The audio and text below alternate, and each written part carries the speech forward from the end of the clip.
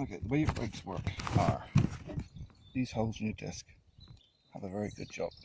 They cool down your brake disc when it's spinning, when you're using it. It also helps to clean out all the crap from the calipers. These get blocked up, your brakes will wear out faster, they will not be as efficient.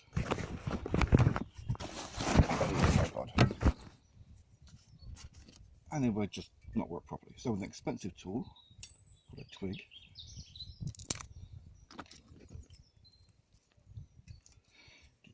keep snapping it till you get a bit that's the right size, like that.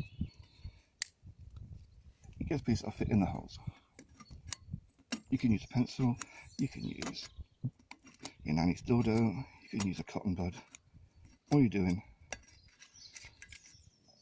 is clearing out all the gunk that's built up. My pads need replacing.